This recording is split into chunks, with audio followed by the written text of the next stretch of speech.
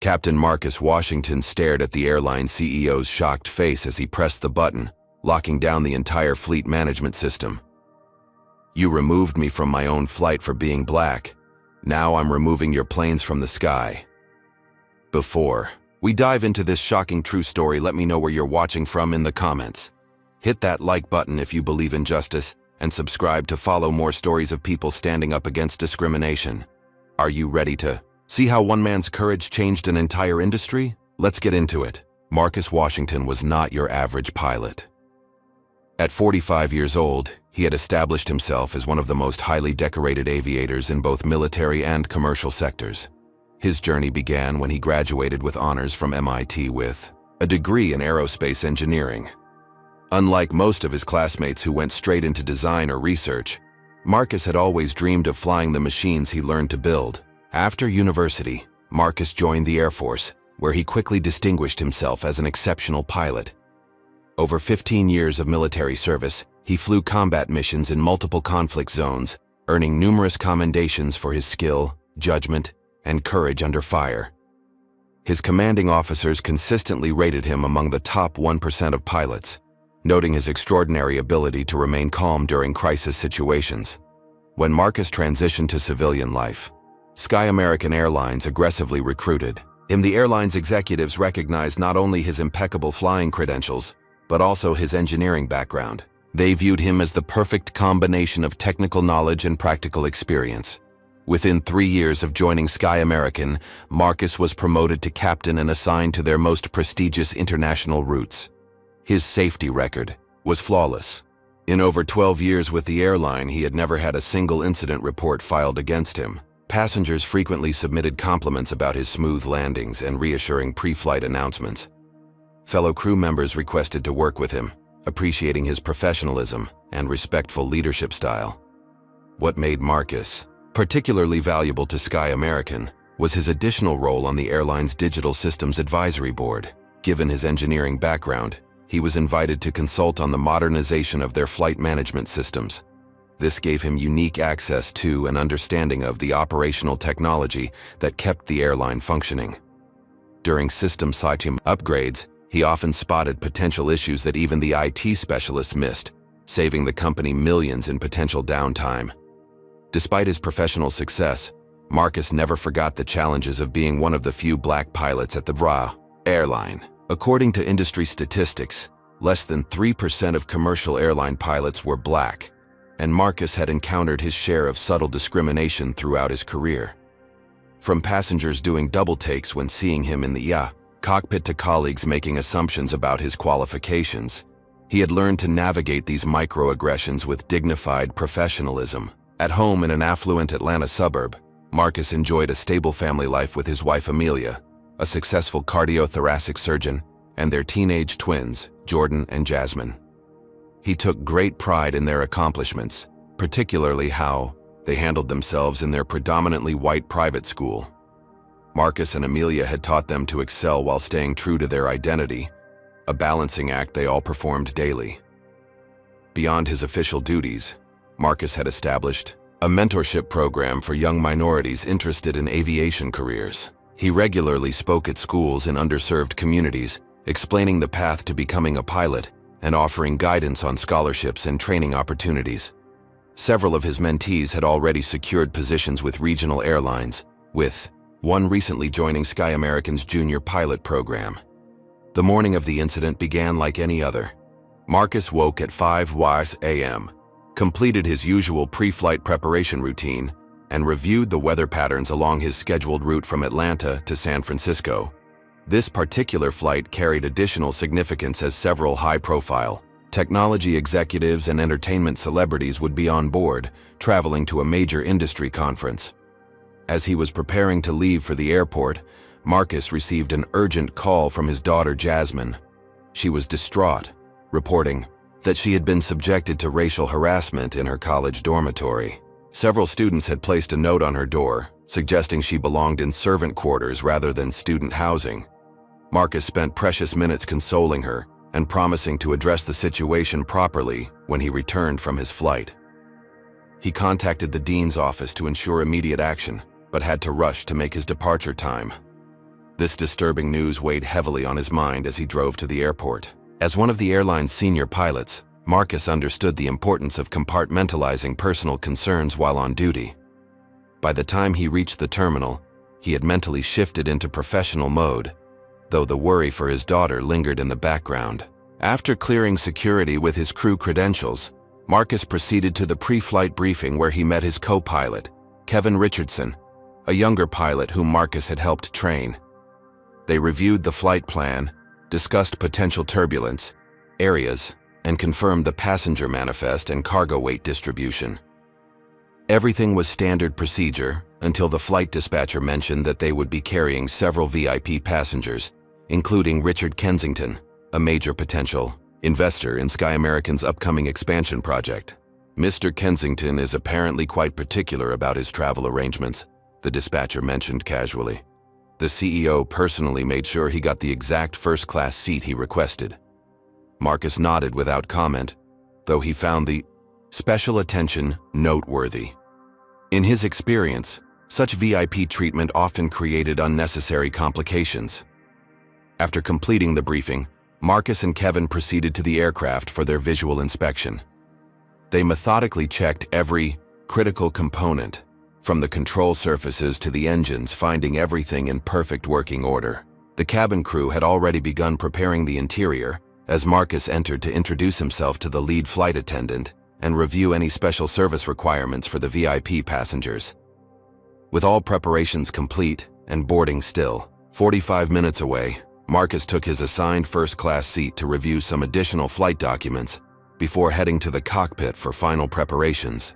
This was standard protocol for pilots deadheading to their next assignment, and Marcus had done this hundreds of times before. Little did he know that this routine procedure was about to change the course of his career and ultimately the entire airline industry. Marcus settled into seat 2A in the first-class cabin, his captain's uniform crisp and impeccable as always. He opened his tablet to review the latest weather updates along their route to San Francisco. The cabin was still relatively empty, with boarding not scheduled to begin for another 30 minutes. This quiet time allowed pilots to complete last-minute preparations before assuming cockpit duties. Flight attendant Vanessa Miller entered the cabin, preparing for the pre-boarding service. When she noticed Marcus, her expression shifted subtly. She approached him with a professional smile that didn't quite reach her eyes. "Excuse me, sir. May I see your boarding pass, please?" she asked, despite his clearly visible captain's uniform with 4 stripes on the epaulets, Sky American Airlines wings pinned to his chest, and his name tag identifying him as Captain Washington. Marcus looked up from his tablet, slightly surprised by the request, but maintained his professional demeanor. "Of course," he replied, retrieving his company ID and boarding pass from his breast pocket. Vanessa examined the documents with unusual scrutiny. "You're in first class?" Her tone carried unmistakable doubt. "Yes, I'm deadheading to San Francisco to captain the return flight this evening," Marcus explained patiently, using the industry term for pilots traveling to their next assignment. Vanessa nodded without apology and moved on to continue her preparations, but returned barely 5 minutes later. "I'm sorry, Captain, but could I see your boarding pass again? There seems to be some confusion with our seating arrangement." Her voice was louder now, drawing attention from the few other crew members preparing the aircraft. Marcus provided his documentation once more, beginning to sense that something unusual was happening. "Is there a problem with my assignment? This is standard procedure for pilots connecting to their next flight segment." Before Vanessa could respond, the cabin door opened, and a well-dressed white man in his 60s entered, accompanied by a Sky American customer service representative, who was carrying his briefcase and coat. The man scanned the cabin with an air of ownership before his gaze settled on Marcus. His expression hardened immediately. "That's my seat," he stated flatly, pointing at Marcus. The customer service representative checked her tablet. "Mr. Kensington, according to our system, you're assigned to 2B, which is the aisle seat. Captain Washington has 2A." Richard Kensington's face flushed with anger. "Unacceptable. I specifically requested the window seat on the right side of the aircraft. I always sit there. It's in my customer profile." Marcus began gathering his materials. I'm happy to move to another first-class seat if that would help resolve the situation, he offered professionally, although company protocol entitled him to his assigned seat. Kensington glared at Marcus, deliberately avoiding addressing him directly. Instead, he turned to Vanessa. Why is he even in first class? Shouldn't flight staff be in the back? Vanessa hesitated before responding. Sir, Captain Washington is traveling to his next assignment. It's company policy for pilots to— I don't care about company policy, Kensington interrupted. I'm a Platinum Elite member and personal friend of Walter Blackwell. Do you know who Walter Blackwell is? Your CEO, and I'm about to become a major investor in this airline. Fix this immediately. The situation escalated when Bradley Cooper, the flight attendant supervisor, was called to the scene. Cooper, a veteran employee known for prioritizing customer satisfaction above all else, quickly assessed the situation. Captain Washington, Cooper began in a hushed tone, pulling Marcus slightly aside. I can see this is becoming a difficult situation. Perhaps you could move to coach just for this flight? We can offer you extra miles as compensation. Marcus looked at Cooper in disbelief. Bradley, you know that's not protocol. I'm in uniform, on duty, and assigned to this seat. Cooper glanced nervously at Kensington, who was making a phone call, presumably to someone in airline management. I understand, sir, but Mr. Kensington is a very important client. Maybe we can make an exception just this once. An exception? To what? Marcus asked firmly. To the company's own policies or to treating all employees with basic dignity? Cooper's radio crackled with a message from the gate agent, informing him that boarding would be delayed by 15 minutes due to the seating issue. The pressure to resolve the situation quickly intensified. Kensington finished his call with a triumphant expression. That was Walter himself. He says to take care of me immediately or heads will roll. He pointed at Marcus. Get him out of my seat now. Marcus remained calm but firm. Mr. Kensington, with all due respect, I am following company protocol by sitting in my assigned seat. If you'd prefer the window, perhaps you could be accommodated on the other side of the aircraft, in 1A or 1F, which are also window seats. I don't want another seat, Kensington snapped, his voice rising. I want my seat, and I want you to know your place. The loaded implication of those last three words hung in the air. Several nearby crew members froze, recognizing the racially charged subtext. Cooper's face paled. Sir, please lower your voice. We'll resolve this. I'll speak however I damn well please, Kensington retorted. Either remove him or I'll have Blackwell remove all of you. Cooper turned to Marcus with pleading eyes. Captain, please, for the sake of the company. Marcus looked around at the faces watching this confrontation unfold. He saw embarrassment, discomfort, and in some, silent apology. But no one was stepping forward to enforce the policies that should have protected him. This is discrimination, Bradley, Marcus said, quietly. And you know it. Cooper avoided his gaze. Security has been called to help resolve the situation. Security? Marcus was incredulous. You're calling security on your own captain for sitting in his assigned seat? 2 airport security officers arrived moments later. They approached, with visible discomfort when they realized the situation involved a uniformed captain.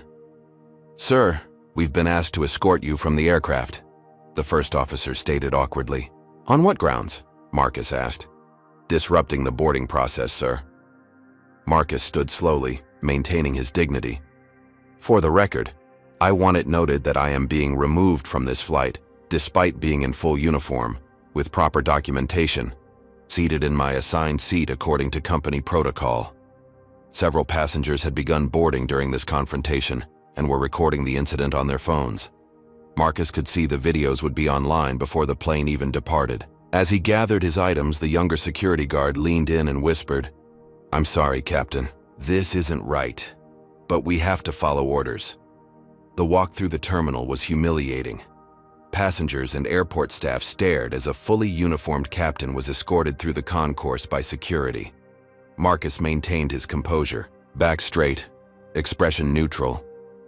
Though inside he felt a familiar burn of injustice that he had hoped his achievements would have insulated him from by now.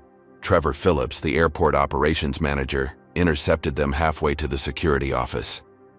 "What in the world is happening here?" he demanded, recognizing Marcus immediately.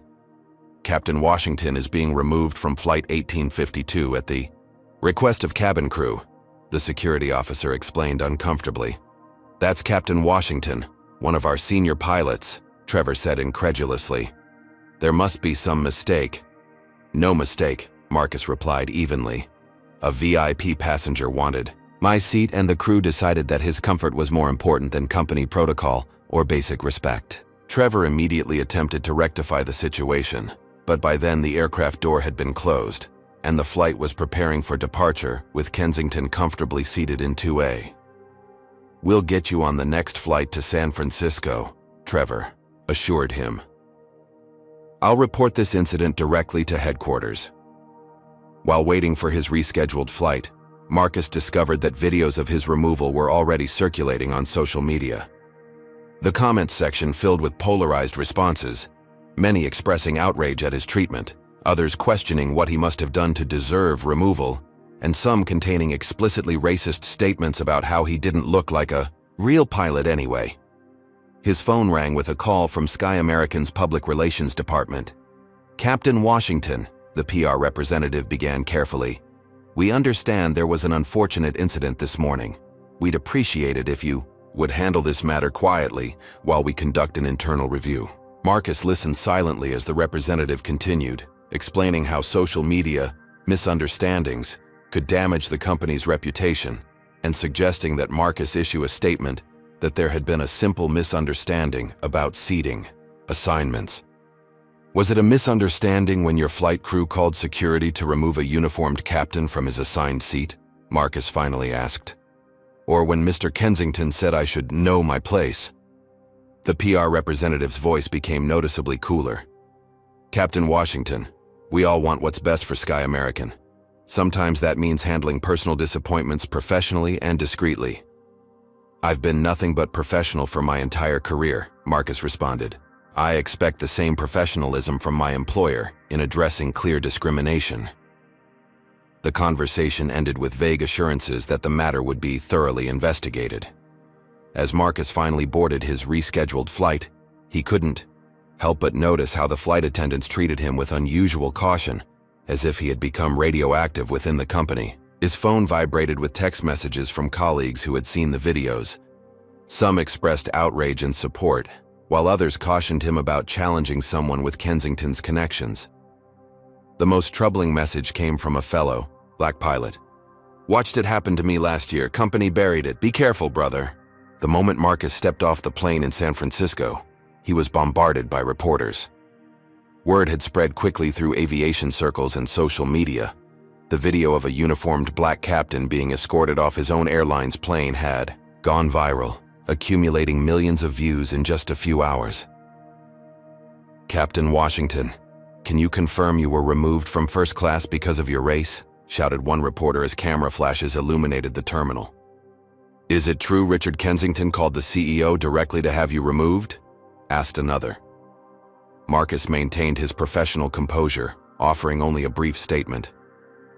"I was, removed from my assigned seat despite following all company protocols. I'll be addressing this matter directly with Sky American management." A text message appeared on his phone as he navigated through the crowd. "CEO wants meeting. Hotel conference room. 1 hour. No pleasantries, no apology, just a command." Marcus felt his jaw tighten but replied with a simple acknowledgement. The hotel conference room was prepared for damage control. Walter Blackwell, Sky American CEO, sat at the head of a small table flanked by Patricia Winters, the HR director, and James Morgan, the company's chief legal counsel. Their faces were masks of corporate concern. "Marcus," Blackwell began with forced familiarity, "this has become quite a situation. First, let me say that Sky American Airlines deeply regrets any misunderstanding that occurred this morning." "Misunderstanding?" Marcus repeated, his voice level. "I was removed from my assigned seat while in uniform because a white passenger didn't want to sit next to me. There's video evidence of the entire incident." Blackwell shifted uncomfortably. "These situations are always more complex than they Appear. Mr. Kensington is a valued customer who had specific seating requirements that were unfortunately mishandled by our booking system. Mr. Kensington told me to know my place, Marcus countered. What exactly did he mean by that, Walter? The CEO's eye twitched at the direct challenge. Richard can be old-fashioned in his expression. I'm sure he meant no offense. James, Morgan, the legal counsel, slid a folder across the table. We've prepared a statement for release to the press. We'd appreciate your cooperation in putting this unfortunate incident behind us quickly. Marcus read the prepared statement, which characterized the event as a seating misunderstanding that in no way reflects Sky American's commitment to diversity and inclusion. There was no acknowledgement of discrimination, no apology to him, personally, and no mention of disciplinary action for the crew members who violated protocol. I can't sign this, Marcus stated, pushing the folder back. Patricia Winters spoke up, her voice carrying the practiced empathy of a crisis manager. Captain Washington, we understand you're upset, but you should know that Richard Kensington is currently in discussions to invest $120 million in our Asian market expansion. This situation has created complications in those negotiations. So my dignity is less important than his money? Marcus asked plainly. Blackwell's corporate mask slipped momentarily, revealing irritation. This isn't about dignity. It's about business realities. Look, Marcus, maybe it would be best if you took some time off while we sort this out. Paid leave, of course. You're suspending me for being discriminated against? Not suspending, Winters corrected quickly. Offering you time to recover from this stressful incident. Marcus leaned forward. I want to file a formal complaint about racial discrimination.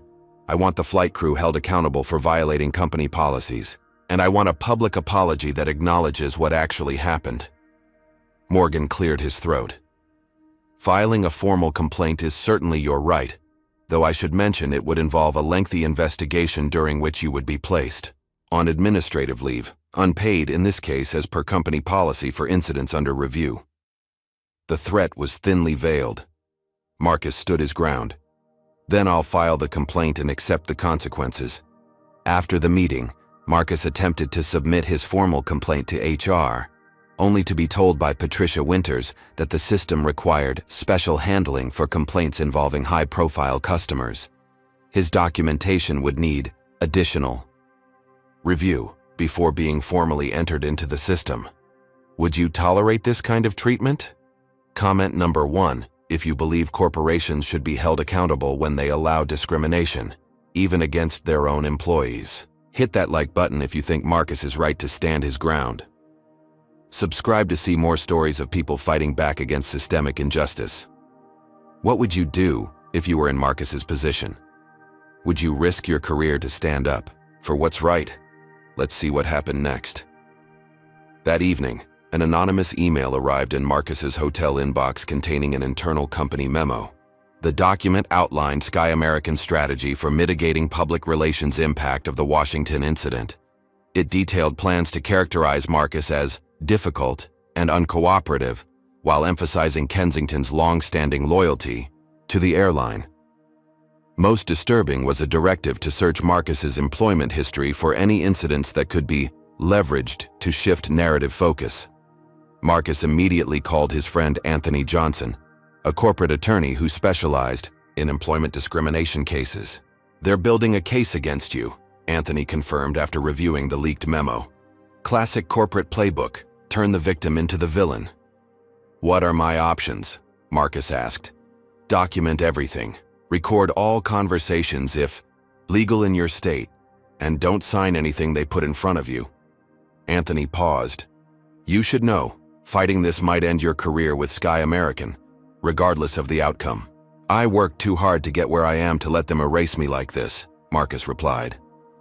The next morning, several news outlets ran stories about the incident. Most focused on the viral video and public outrage, but one business channel featured an exclusive interview with an unnamed Sky American executive who described Marcus as a talented pilot with a history of sensitivity about perceived slights, who had overreacted to a routine seating adjustment. By afternoon, Marcus received A call from Sky American's settlement team. They offered a financial package, 3 years' salary and benefits in exchange for his resignation and signing of a non-disclosure agreement that would prevent him from discussing the incident publicly. "This is a generous offer, Captain Washington," the settlement negotiator explained. "It allows you to transition to another airline without financial hardship while protecting everyone's interests. Everyone except those who might face similar discrimination in the future," Marcus noted. "I'm not interested in being silenced." The negotiator's tone cooled considerably. "Captain Washington, I should advise you that declining this offer would be unwise. The company is prepared to defend its actions vigorously, and litigation could take years with no guarantee of success." "I'll take my chances with the truth," Marcus responded, before ending the call. Within hours, Marcus received notification that his next scheduled flights had been reassigned to other pilots due to scheduling optimization. No explanation was provided for why a senior captain was suddenly without assignments. That evening, as Marcus contemplated his next steps, he received a phone call from a blocked number. The caller, who identified himself only as a Sky American employee, spoke quickly and nervously. "Captain Washington, I can't talk long. They're building a case against you, claiming you've had attitude problems, that you've been difficult with crew members. They're interviewing people, pressuring them to say you've been problematic. Some are standing firm, but others are afraid for their jobs." "Who is they?" Marcus asked. "Executive team. Blackwell is personally involved. Kensington threatened to pull his investment if you weren't handled. Just be careful. They play dirty." The caller hung up abruptly. Marcus stared at his phone, the reality of his situation sinking in. He was up against not just one racist passenger, but an entire corporate machine willing to destroy his reputation to protect their bottom line. For the first time since the incident began, he felt a flicker of doubt. How could he fight an opponent with such vast resources and so little moral restraint? As he contemplated his seemingly limited options, his phone chimed with another message. This one from an unexpected source that would change everything. "Ching, and remember, change begins when someone refuses to move from their rightful place, both literally and figuratively." Marcus sat in his hotel room staring at the message that had just appeared on his phone. "Remember Project Aurora? The back door still exists. Might be useful. Call me. Rajiv." Rajiv Patel had been Sky American's senior systems architect until he left for a Silicon Valley startup 2 years earlier. He and Marcus had worked together on the airline's Digital Systems Modernization Committee, codenamed Project Aurora. Marcus's mind raced as he dialed Rajiv's number. "I didn't expect to hear from you," he said when Rajiv answered. "Saw the video," Rajiv replied without preamble. "Disgusting how they treated you. Then I heard through industry channels that Blackwell is trying to bury you to protect Kensington's investment. Made me remember our conversations about ethical corporate leadership." During Project Aurora, Marcus and Rajiv had spent countless hours discussing the airline industry's problems with diversity and corporate accountability. As the only people of color on the Modernization Committee, they had bonded over shared experiences of subtle discrimination. "What did you mean about the back door?" Marcus asked, though he already suspected the answer. "During beta testing, we created a system administrator access point. Remember? It was supposed to be removed before the final implementation, but I discovered it was still active when I was doing some final checks before I left. I documented it in my handover notes, but apparently nobody bothered to address it." Marcus remembered the back door clearly. It had been created to allow system testing without disrupting normal operations. With proper credentials, someone could access the airline's operational systems, scheduling, payroll, budget approvals, and more, without triggering security alerts. "I never used it," Rajiv continued, "but I thought you should know it exists, especially now that they're trying to destroy your career over this." The revelation presented Marcus with an ethical dilemma.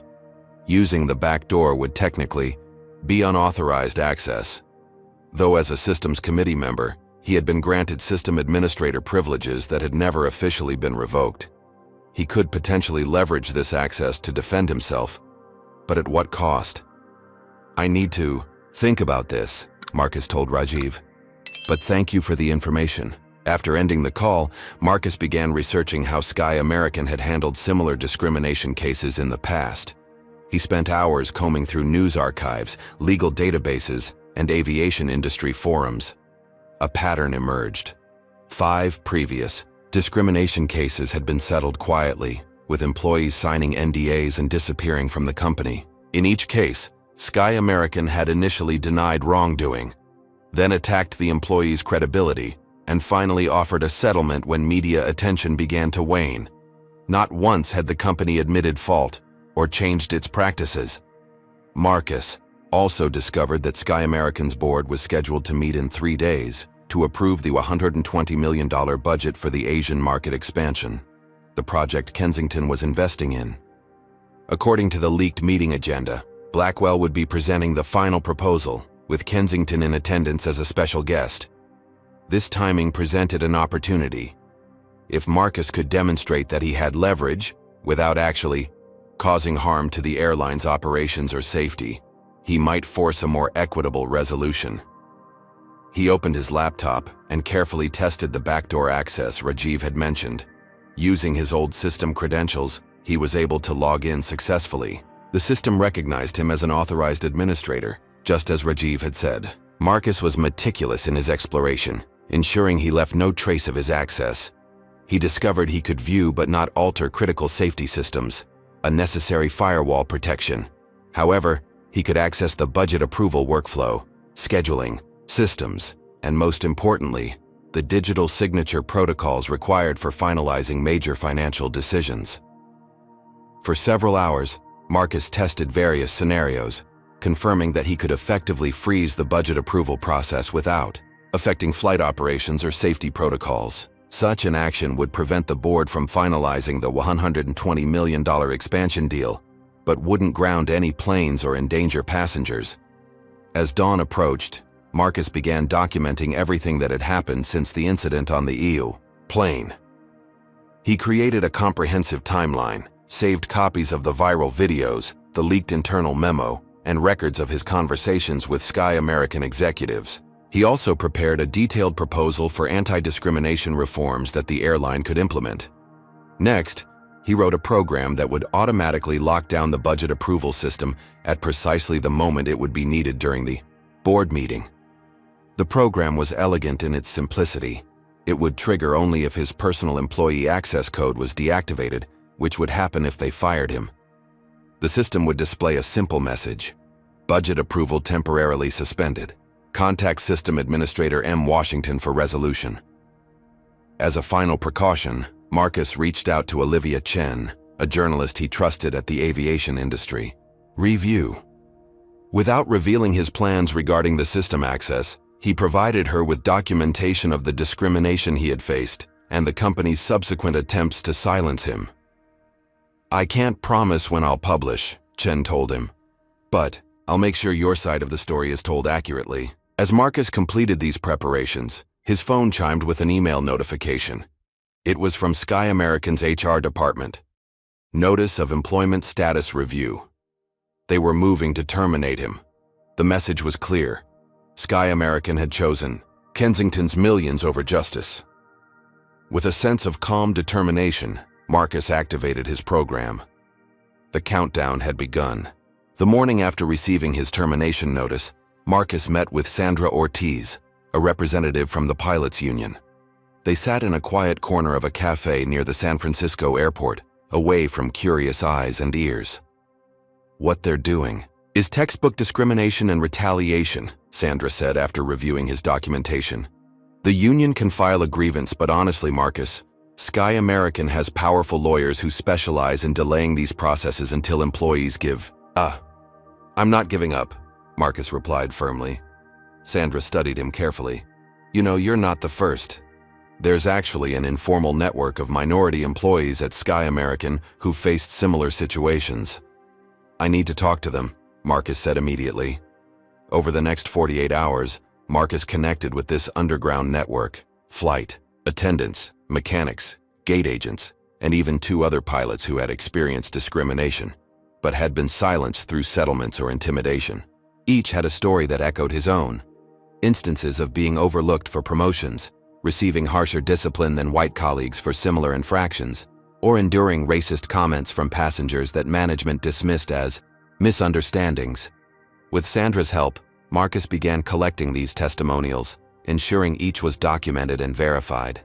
They formed a damning pattern of institutional racism that Sky American had systematically buried.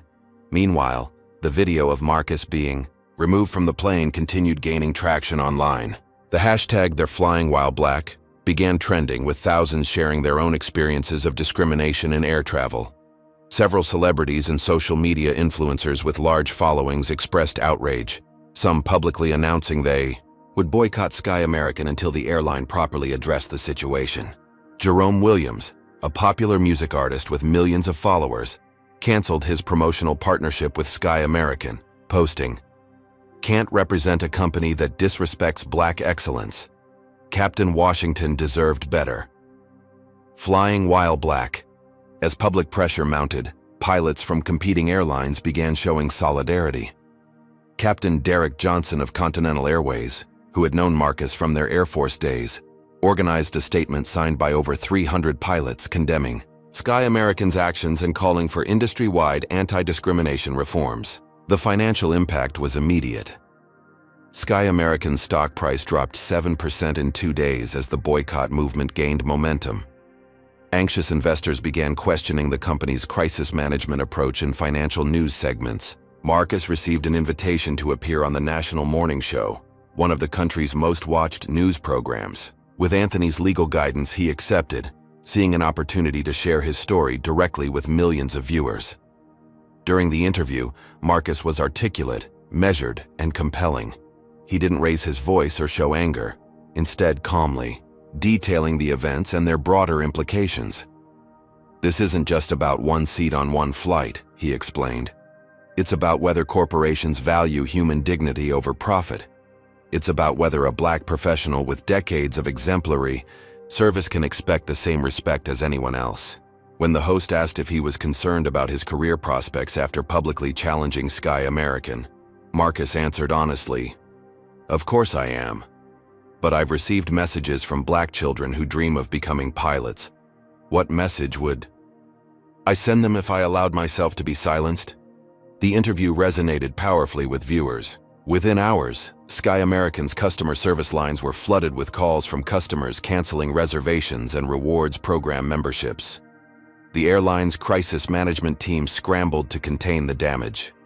They released a statement, claiming Marcus had a history of interpersonal conflicts with colleagues and suggesting the viral video didn't show the complete context of the incident. They announced an internal investigation headed by their own legal team, a move transparency advocates immediately criticized as insufficient. Behind the scenes, the company launched an aggressive campaign to discredit Marcus. He learned from union contacts that investigators were combing through his personnel file, interviewing colleagues about any past disagreements, and even researching his social media history for potentially controversial posts. The situation took a darker turn when Amelia received a threatening phone call at the hospital where she worked as a surgeon. The anonymous caller suggested she control her husband before his actions caused problems for the whole family. Simultaneously, Jasmine reported that the harassment at her college had intensified, with anonymous notes referencing her troublemaker father. When Marcus contacted the dean, he was told the university was doing everything possible. But one of the board members, who happened to be a business associate of Richard Kensington, had questioned whether the incidents were being exaggerated for attention. That evening, the Washington family gathered for a video call to discuss the escalating situation. Jordan, who had remained quiet about the controversy at his own school, finally admitted that classmates had been sharing memes mocking his father. "Maybe you should just take their money, Dad," he suggested quietly. "Is this worth what it's doing to us?" Marcus looked at the strained faces of his family, the people he had always sought to protect. "I need to know what you all truly think," he said. "This affects all of us." Amelia spoke first. "I married a man of principle. I don't want that man to disappear because some wealthy investor thinks he's above human decency." Jasmine nodded, in agreement. "Dad, what happened to you happens to us too, just in different ways. If you back down, nothing changes." Jordan hesitated before adding, "I was scared at first, but I'm more scared of living in a world where people can treat us this way and get away with it." Their support strengthened Marcus's resolve, but he worried about the increasing pressure on his family. He needed to accelerate his timeline. Later that night, Jordan called back privately. "Dad, I've been doing some digging. There's a connection you should know about." Jordan, who had inherited his father's technical aptitude, had discovered that one of his university's board members, the same one minimizing Jasmine's harassment, sat on Sky American's board and had business ties to Kensington stretching back decades. "They're all connected, Dad. It's not just about an airline seat. It's about power and who gets to have it." As Marcus processed this information, his phone rang.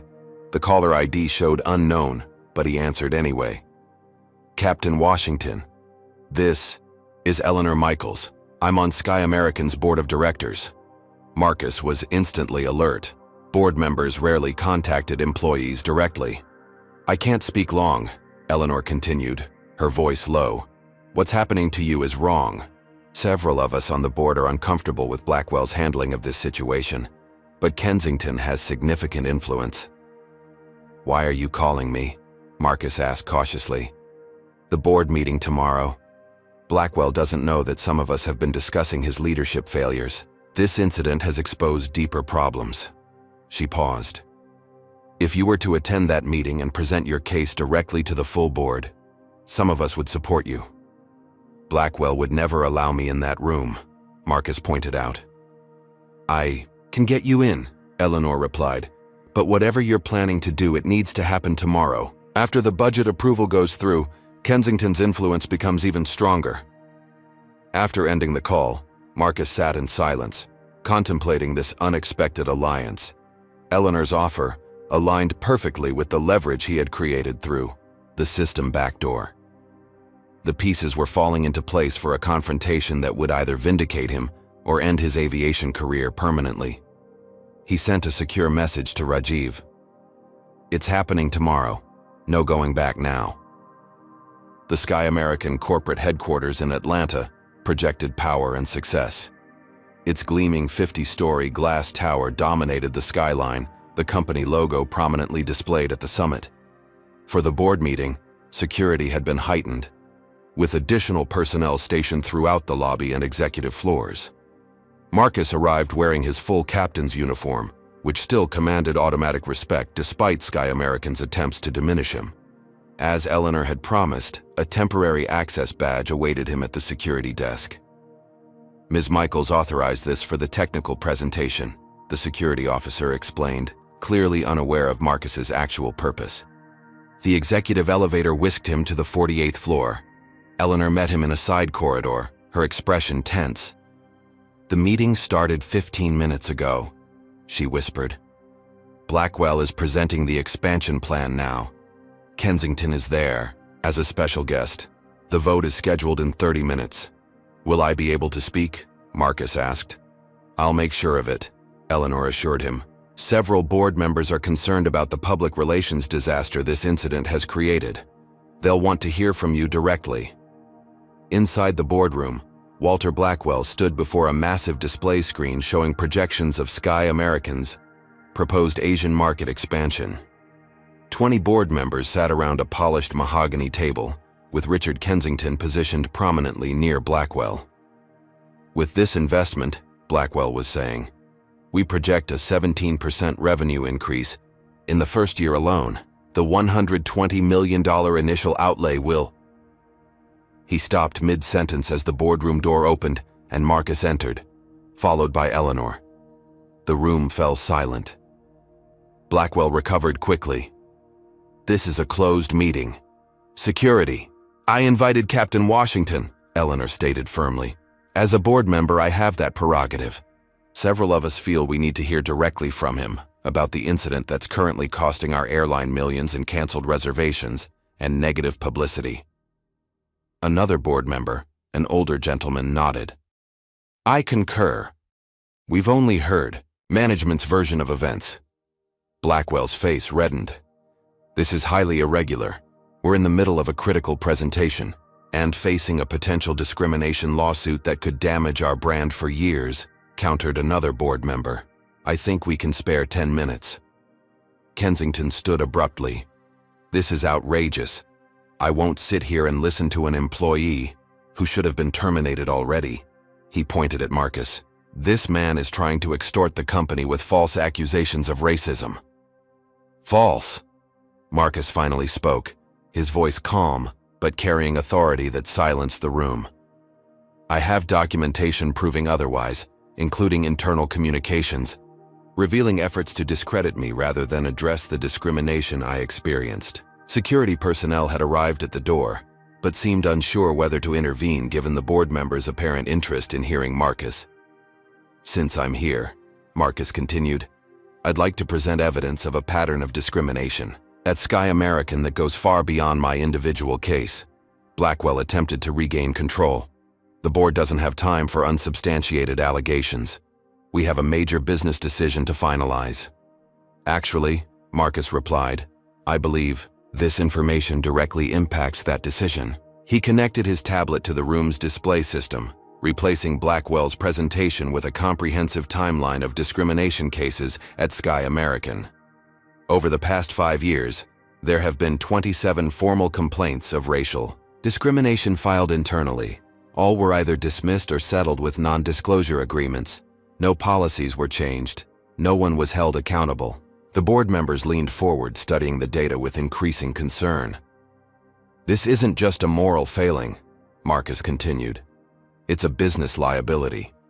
The current boycott has already cost the airline an estimated $30 million in canceled bookings. Social media sentiment has turned sharply negative, with customer loyalty metrics dropping daily. Kensington interrupted furiously. This is manipulation. He's a disgruntled employee trying to extort concessions. Are you all going to let him derail a $120 million opportunity over hurt feelings? Hurt feelings, Marcus repeated, maintaining his composure. Mr. Kensington, is that how you characterize being removed from my assigned seat because of my race? Is that how you describe telling me to know my place? I never said that, Kensington shouted. Actually, you did, Marcus replied, playing a clear audio recording from the incident that someone had captured on their phone. Kensington's voice was unmistakable, as was the racial subtext of his comments. The board members exchanged uncomfortable glances. One whispered to another, "This is worse than we were told." Kensington's face contorted with rage. "This means nothing. I'm offering this company the opportunity of a decade, and you're all being manipulated by this troublemaker." Interesting choice of words, Marcus noted calmly. Would you have used the same term for a white pilot defending company policy? This is absurd, Kensington sputtered. Blackwell, shut this down now, or I'm walking away from the deal. The CEO looked torn between appeasing his investor and addressing the growing concern among board members.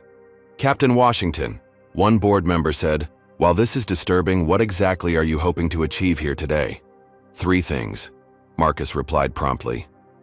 A formal acknowledgement of the discrimination I experienced, implementation of new anti-discrimination policies with real accountability measures, and a company-wide diversity initiative with measurable goals. Blackwell laughed dismissively. Or what? You'll continue this social media campaign? We can weather that storm. Actually, Marcus said, I have something more immediate in mind. He turned to the room's main display and entered a command on his tablet. As some of you know, I served on the Digital Systems Modernization Committee. During that time, I was granted certain access privileges that apparently were never revoked. The screen changed to show the airline's operational dashboard. Every board member recognized it as the system that controlled everything from flight, scheduling to budget approvals. Captain Washington, Blackwell warned, if you're suggesting what I think you are, that would be a criminal act. Would it? Marcus asked innocently. Using access credentials that were officially granted to me and never revoked, I'm simply demonstrating a security vulnerability that the company should address. With deliberate calmness, Marcus pressed a final command on his tablet. Instantly, every digital display in the boardroom changed to show the same message. System access denied. Budget approval protocol suspended. Has a workplace ever mistreated you because of your race? Comment number 1 if you believe Marcus is justified in using his technical knowledge to fight back against discrimination. Hit that like button if you think more employees should stand up to corporate bullies. Subscribe to see more stories of everyday heroes fighting systemic injustice. What would you do if you were on that board? Would you side with money or morality? Let's see how this corporate showdown ends. The room erupted in chaos. Blackwell frantically dialed the IT department while board members demanded explanations. "What's happening?" the board chairman asked sharply. "I've temporarily frozen the budget approval system," Marcus explained calmly. "No flights are affected, no safety systems are compromised. But until this system is unlocked, the board cannot digitally approve the $120 million expansion budget. And only, I can unlock it." Kensington lunged toward Marcus but was restrained by security. "This is extortion. It's criminal hacking." "My credentials were never revoked," Marcus reiterated. "I'm still in the system as an authorized administrator. Check for yourselves." The IT director, reached by speakerphone, confirmed this uncomfortable truth. His access is still valid in the system. Technically, he hasn't broken in. He's using authorized credentials. "Fix it," Blackwell demanded. "We're trying, sir," the IT director replied. But the system lockdown protocol was designed to be robust against external tampering. It would take days to override without the administrator's cooperation.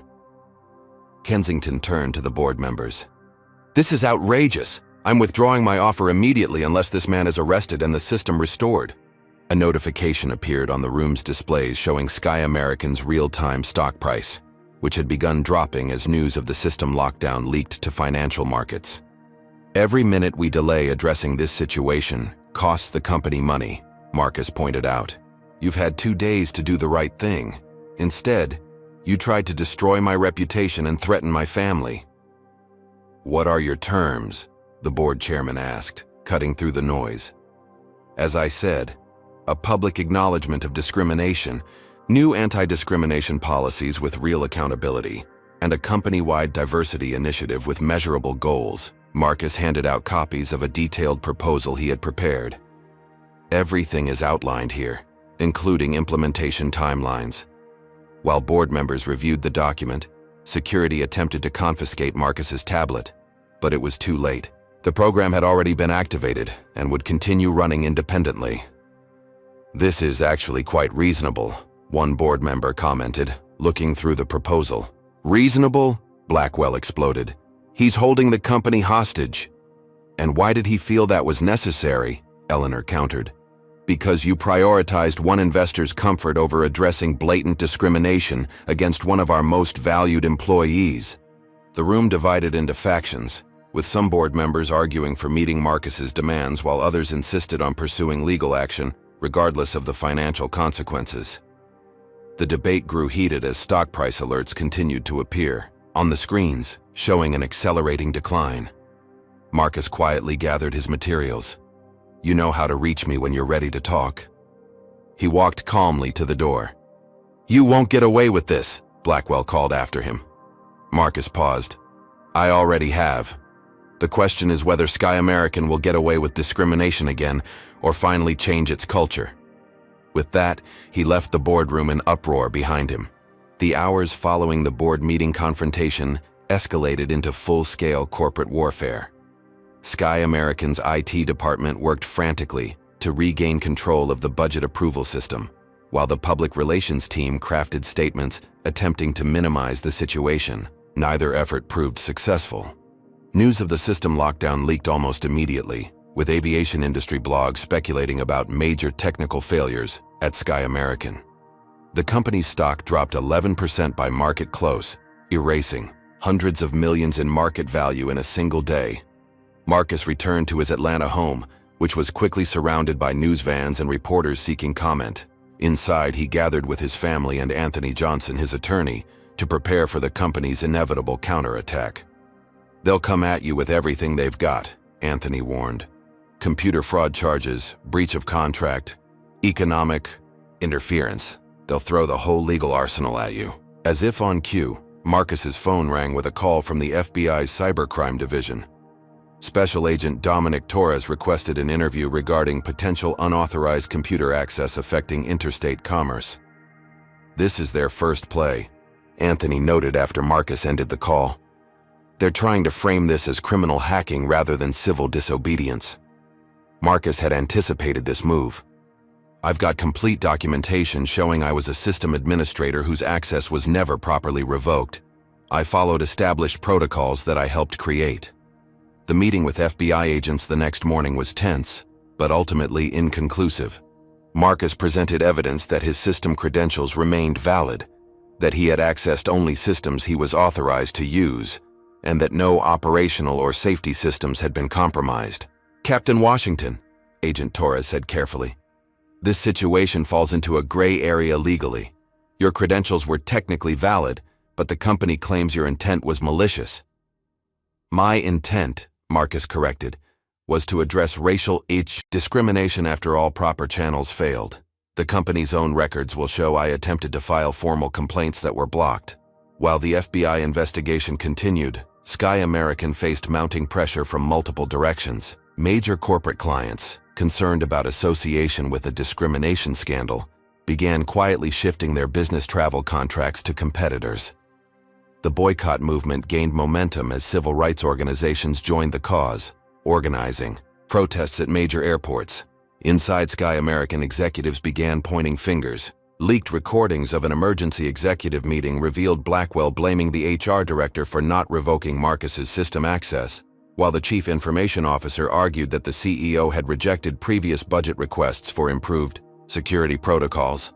Board members publicly distanced themselves from Blackwell's handling of the situation. Eleanor Michaels gave an anonymous interview to Aviation Weekly, describing a culture of expediency over ethics that had developed under the current leadership. Richard Kensington, furious about the collapse of the expansion deal, threatened legal action against the airline for failure to maintain proper security protocols, seemingly oblivious to the irony of his position. 5 days after the system lockdown began, an emergency board meeting was called to discuss removing Blackwell as CEO. He fought back by authorizing the company's legal team to file a lawsuit against Marcus, seeking millions in damages for intentional interference with business relations. As these corporate battles raged, Marcus began receiving death threats. Anonymous messages promised to put him in his place permanently and teach him what happens to people who don't know their role. The family hired private security protection, and local police increased patrols around their home. Despite these pressures, Marcus found unexpected allies emerging. The tech community rallied behind him, with security experts publicly praising the system design that ensured safety systems remained unaffected by the budget lockdown. "This wasn't reckless hacking," noted a respected cybersecurity blogger. "This was precise, ethical pressure, applied exactly where it would force accountability without endangering the public. It's actually brilliant." Former colleagues reached out privately to express support. Even some current Sky American employees began wearing small black ribbon pins, subtle symbols of solidarity that management couldn't easily prohibit. 7 days into the standoff, Sky American discovered they couldn't unlock the budget system without Marcus's cooperation. The redundancies built into the security protocol, ironically implemented on Marcus's recommendation years earlier, prevented even the most skilled IT specialists from bypassing the administrator authentication. "The system is doing exactly what it was designed to do," explained Dr. Lisa Wong, the original architect of Sky American's operational systems, in a technical analysis published online. "It's preventing unauthorized changes to critical financial protocols." The fact that management now considers this a malfunction speaks volumes about their actual security priorities. With the quarterly financial reporting deadline approaching and the system still locked, the board split into two factions. One group, led by Eleanor Michaels, advocated for meeting Marcus's demands and rebuilding the company's damaged reputation. The other, aligned with Blackwell, pushed for escalating legal action regardless of the business consequences. "This is about principle," Blackwell insisted during a heated board call. "If we give in to this kind of pressure, what's to stop every employee with a grievance from holding the company hostage?" "Perhaps addressing grievances properly in the first place," Eleanor countered. We're facing this crisis because legitimate complaints of discrimination were ignored. The turning point came when CEO Blackwell, against the advice of the IT department, authorized an aggressive attempt to override the system lockdown. The rushed effort accidentally interfered with the flight tracking subsystem, causing a 30-minute outage that triggered an automatic FAA investigation. Though no flights were endangered, the incident demonstrated exactly what Marcus had been careful to avoid: impact on operational systems. The FAA's involvement elevated the situation from an internal corporate matter to a potential regulatory issue. With this development, Marcus received an unexpected call from the board chairman. "Captain Washington, the board would like to discuss a resolution to this situation. We're prepared to consider your proposals seriously if you'll meet with our representatives." Marcus looked at his family, who had weathered this storm alongside him. Their home had become both sanctuary and war room. Jasmine had temporarily withdrawn from college due to harassment. Jordan had been staying with friends to avoid the media attention. Amelia had taken leave from the hospital after receiving threatening calls there. "I'll meet with them," Marcus agreed, "but I won't back down on the core issues." As he prepared for the negotiation, Marcus received one final piece of leverage. Dr. Wong, the original systems architect, publicly confirmed that Marcus's actions constituted a legitimate use of authorized access to demonstrate a policy compliance failure, rather than hacking, potentially undermining the company's legal case against him. With this technical validation, Marcus headed into negotiations with renewed confidence, knowing that the outcome would not only determine his future, but potentially transform an industry. The negotiation took place at a neutral location, a conference room at the Atlanta Federal Reserve Building, selected for both its security and its symbolic significance as a place of financial accountability. Marcus arrived with Anthony Johnson and Sandra Ortiz from the Pilots Union. Sky American sent a newly formed committee of 3 board members, led by Eleanor Michaels, along with their general counsel. Notably absent were CEO Walter Blackwell and Richard Kensington, whose presence Marcus had specifically objected to as a condition for the meeting. "Let's be clear about our objectives," Eleanor began once everyone was seated. "We need to resolve this situation before further damage occurs to the company, to Captain Washington's reputation, and to the traveling public's confidence in our industry." Anthony placed Marcus's comprehensive proposal on the table. "My client has been consistent in his demands from the beginning. They are reasonable, implementable, and ultimately beneficial to Sky American's long-term success." The airline's general counsel, Victoria Hayes, leaned forward. "Before we discuss specific terms, we need assurance that the system will be unlocked regardless of the outcome of these talks." "That's not how negotiation works," Anthony replied calmly. "Resolution of both issues will happen concurrently." What followed was an intense, methodical dissection of Marcus's proposal. First, a public acknowledgement of the discrimination incident, including an apology to Marcus and a commitment to do better. The company representatives insisted on language that limited legal liability while still accepting responsibility, a delicate balance that consumed hours of careful wordsmithing. Second, implementation of new anti-discrimination policies with genuine accountability measures.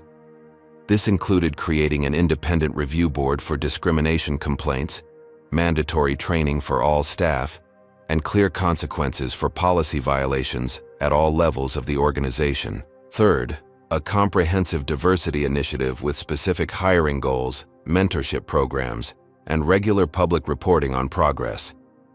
The company balked at numerical targets, but eventually agreed to percentage-based improvement metrics.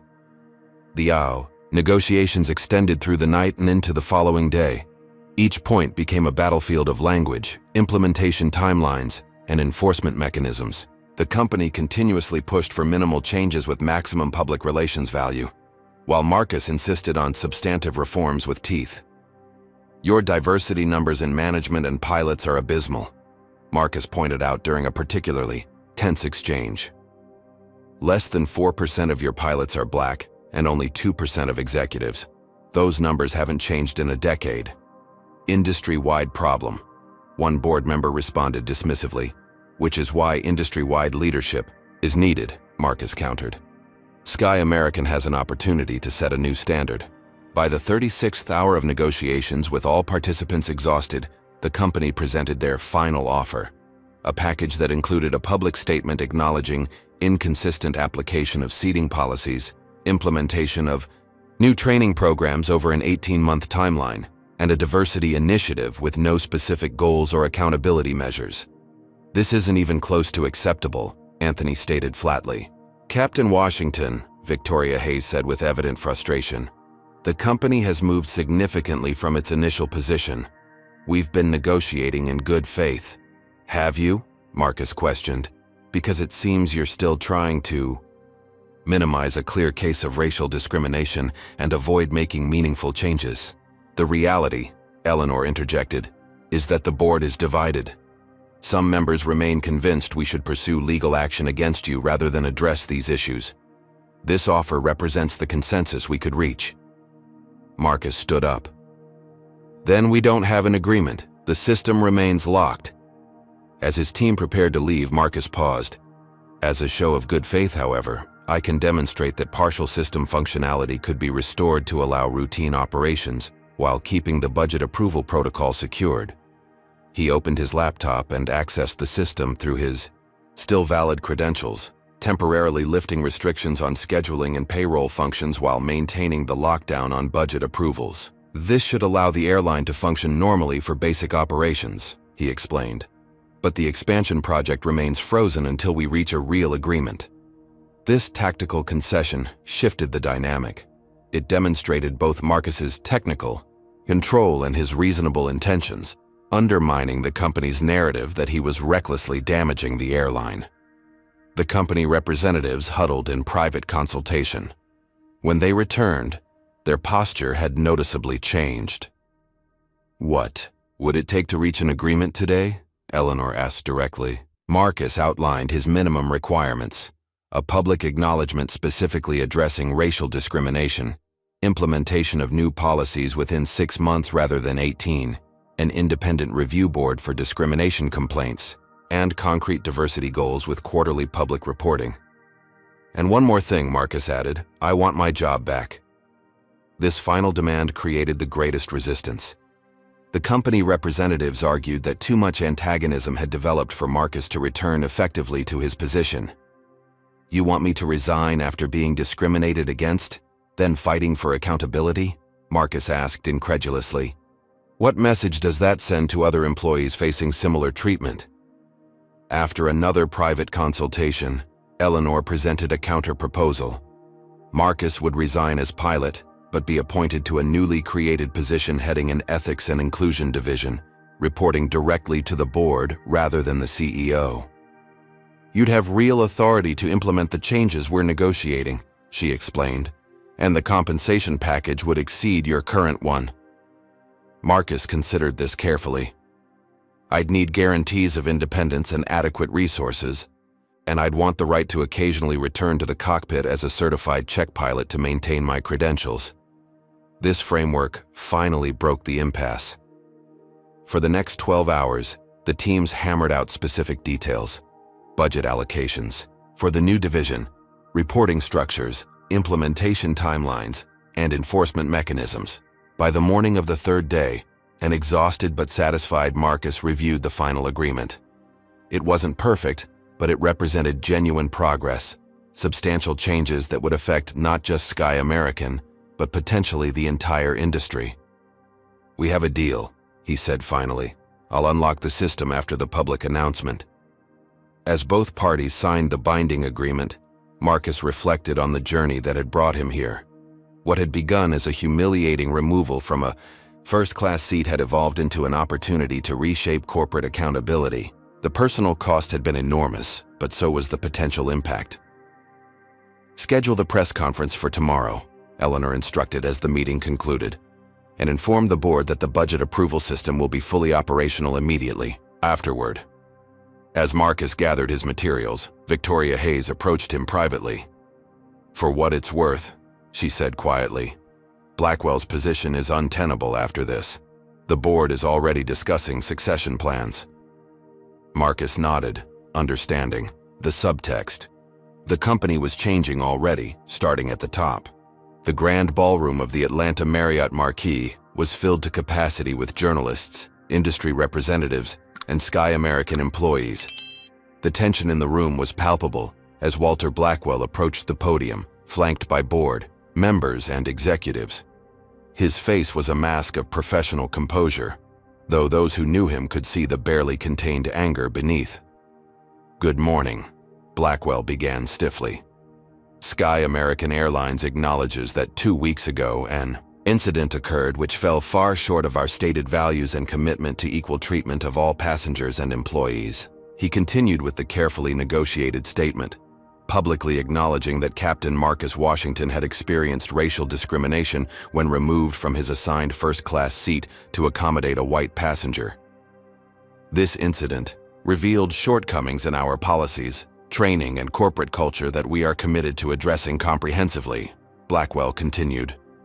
"We offer our sincere apology to Captain Washington and to all who have experienced discrimination while flying with or working for Sky American." Marcus sat in the front row, listening intently as Blackwell outlined the specific changes the airline would implement: mandatory anti-discrimination training for all employees, an independent review board for discrimination complaints, revised seating and customer service policies, and a comprehensive diversity initiative with published quarterly metrics.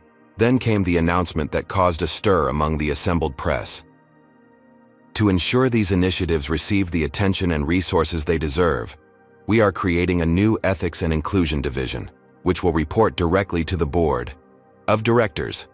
I am pleased to announce that Captain Marcus Washington has agreed to lead this division as its executive director. Murmurs spread through the audience. This was more than the typical corporate damage control. It represented a structural change in how the airline would operate. Following the formal statements, Marcus demonstrated the restoration of the budget approval system in real time, using a tablet connected to the room's main display screens. The audience watched as access was granted, and the system returned to normal functionality. Sky American's stock price, which had been displayed on financial news channels throughout the crisis, immediately began to rebound as investor confidence returned. By market close that day, the airline had recovered nearly 70% of its losses from the previous 2 weeks. The transformation of Sky American didn't happen overnight, but over the following 6 months, tangible changes became evident. Under Marcus's leadership, the Ethics and Inclusion Division implemented comprehensive reforms. New hiring practices resulted in the most diverse pilot training class in the airline's history, with 37% of candidates coming from underrepresented groups. The Independent Review Board began processing previously buried discrimination complaints, resulting in several terminations of managers with patterns of biased behavior.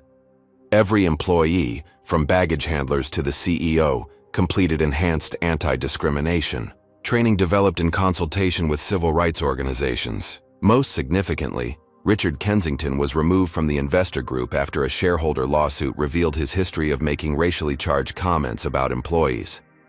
His prized Asian expansion deal was restructured with different investors, on terms more favorable to Sky American. Walter Blackwell resigned under pressure 3 months after the press conference, citing personal reasons, but widely understood to have lost the board's confidence. His replacement, a respected industry veteran with a strong record on inclusion, made supporting Marcus's initiatives a top priority. Marcus himself found his new role challenging, but deeply satisfying. While he missed regular flying, he arranged to maintain his certifications by serving as a check pilot once monthly, evaluating new pilots during their qualification flights. The Washington family gradually rebuilt their sense of security. Jasmine returned to college, where the administration had implemented new anti-harassment policies after the publicity surrounding her treatment. Jordan found new confidence in standing up to peer pressure, inspired by his father's example. Marcus's mentorship program was officially adopted by the company with full funding, creating a pipeline for young people from underrepresented communities to enter aviation careers. The first class of 30 mentees included talented individuals who might otherwise never have considered becoming pilots. The ripple effects extended beyond Sky American. Marcus was invited to testify before a congressional committee on transportation, industry practices, where he advocated for federal standards on anti-discrimination training and reporting.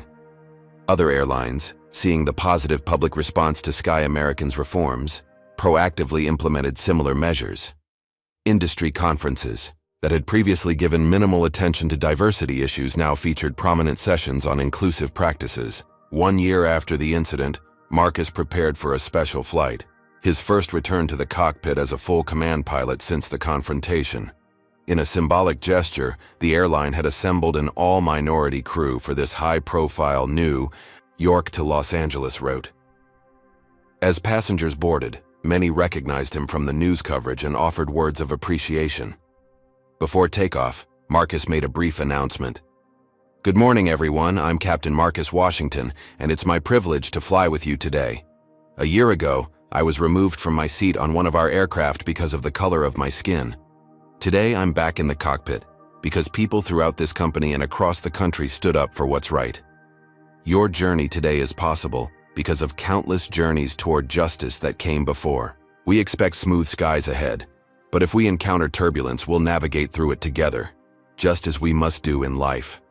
Thank you for flying with us." The cabin erupted in spontaneous applause.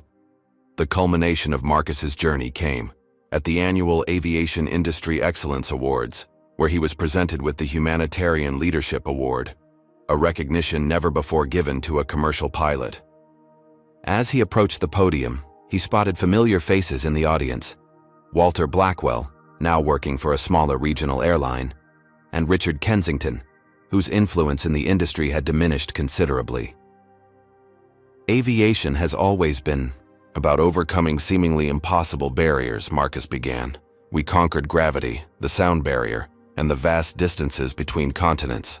Yet some barriers remain firmly in place, the artificial ones we create between people based on race, gender, and background." He continued, speaking without notes. "The true measure of progress isn't how high we can fly, but how we treat each other on the journey. Change doesn't come from comfortable conversations. It comes when someone refuses to surrender their dignity, even when it would be easier to remain silent." The audience listened in rapt attention as Marcus acknowledged the personal cost of his stand and the support that sustained him through the darkest moments. "This award doesn't belong to me alone," he concluded. "It belongs to every person who has ever been told, explicitly or implicitly, that they don't belong in a seat they've rightfully earned. And it belongs to every person who has ever stood up and said, 'No more.'" As the audience rose for a standing ovation, the event moderator announced breaking news. Legislation establishing nationwide transportation equity standards had just passed Congress and would be known as the Washington Act, in recognition of how one pilot's courage had catalyzed industry-wide change. Marcus looked out at the sea of faces, many representing the old guard of aviation, others the diverse future he had helped make possible. In that moment, he understood that his greatest achievement wasn't in the cockpit or the boardroom, but in proving that justice, while often delayed, could not be permanently denied when people of conscience refused to surrender their humanity. The discrimination he had faced in first class had led to first-class change, not just for one airline, but for an entire industry and all the passengers and employees who would benefit for generations to come. Have you ever witnessed someone standing up against discrimination and creating real change? Share your story in the comments below. If you believe more companies should be held accountable for discrimination, hit that like button. Subscribe to hear more stories about everyday heroes who refuse to accept injustice. And don't forget to share this video with someone who needs inspiration to stand up for what's right. Thank you for way. Captain Marcus Washington's journey teaches us that real change often requires extraordinary courage.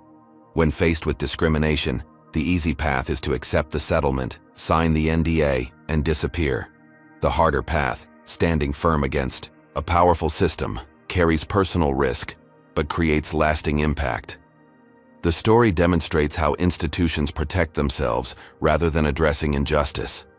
Sky American prioritized a wealthy investor over their ethical obligations, revealing how discrimination persists through corporate complicity and silence. We learn that leverage matters.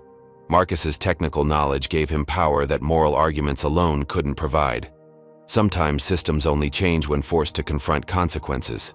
Most importantly, this story shows that individual actions can transform entire industries. Marcus didn't just win his personal battle, he created structural changes benefiting countless others. His refusal to be silenced turned a moment of humiliation into a movement for accountability. The Washington Act symbolizes how justice often begins with one person saying enough and refusing to surrender their dignity, regardless of the cost. Have you ever witnessed discrimination in a professional setting? Share your experience in the comments below. Did you speak up or stay silent? What would you have done in Marcus's position? If you believe corporations should be held accountable for discriminatory practices, hit that like button to support this message. Subscribe to hear more stories of courage in the face of injustice, and share this video with someone who might need inspiration to stand up for what's right. Thank you for watching, and remember, sometimes the most powerful act of resistance is simply refusing to move from your rightful place.